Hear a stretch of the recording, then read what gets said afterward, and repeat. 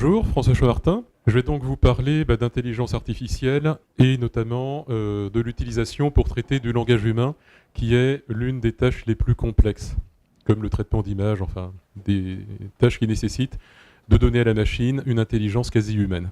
L'objectif, c'est bien entendu de permettre à un moment donné de prendre de meilleures décisions. Ce dont on se rend compte, c'est que autant les machines échangent des datas, autant les humains, comme on est en train de le faire, on échange des mots. Et donc l'enjeu, c'est d'arriver à tenir compte des 80% d'informations qui sont dans les cadres de sondage, dans les questions ouvertes, de façon à transformer tous ces mots en un nouveau canal de data et permettre au final de transformer des big text en smart data.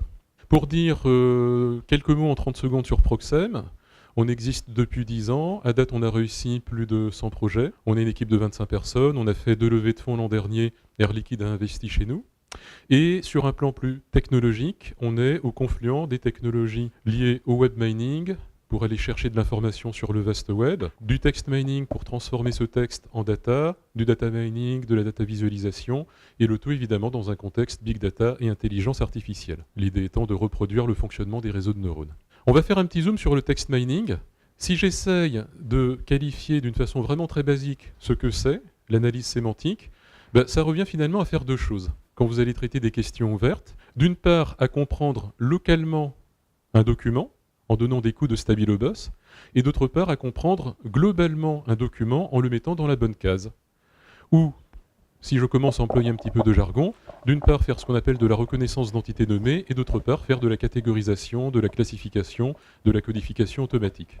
Ce qui est traditionnellement fait à la main et qu'on va proposer de faire d'une façon complètement automatisée. Une fois qu'on arrive à comprendre localement plein de concepts dans un énoncé, on peut ensuite venir facilement classer le verbatim dans un plan de classement qu'on définit généralement avec quelques itérations avec nos clients et avec à la fois une approche top-down. Nos clients ont une idée de ce qu'ils s'attendent à trouver, mais en le confrontant à une approche bottom-up, voilà vraiment ce que les gens disent dans les verbatims. Et on confronte les deux. Et une fois qu'on a fait ce classement, on peut, ayant gagné la capacité à traiter individuellement chaque verbatim, venir traiter 10, 100, 1000, 1 million de verbatims d'un coup, et là on va basculer dans des technologies plus de data mining, pour aller trouver des corrélations, un cran plus loin pour aller trouver de la causalité. On a ça parce qu'on a ça. Quand le temps intervient pour faire de l'analyse de séries temporelles, etc. Et au final, on a tout ce qu'il faut pour faire de la data visualisation. Alors là où chez Proxem, on a fait vraiment des avancées en termes de recherche fondamentale, on a aujourd'hui accumulé plus de 20 années de R&D, dont 5-6 années sur ce qu'on appelle du deep learning. C'est-à-dire la capacité à faire que la machine réapprenne vraiment à comprendre la langue en utilisant énormément de maths.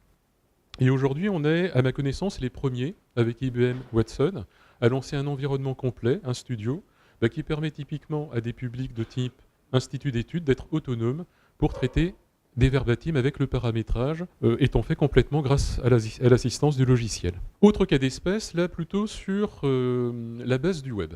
Air Liquide et quelques autres grands industriels utilisent nos solutions typiquement pour aller trouver de l'innovation de rupture qui peut venir d'une start-up chinoise, d'un laboratoire brésilien ou d'un industriel russe qui viendrait innover sur le marché et disrupter le marché. L'un des projets qu'on a fait avec Air Liquide il y a 2 ans leur a permis, grâce à un crawl du web, 50 000 pages extraites, analyse sémantique, calcul de corrélation, etc., de venir trouver une nouvelle méthode innovante sur laquelle 9 experts sur 10 pensaient que c'était impossible à faire, pour venir réextraire de l'oxygène à partir du CO2. Oui, le text mining, ça sert également à avoir un monde meilleur.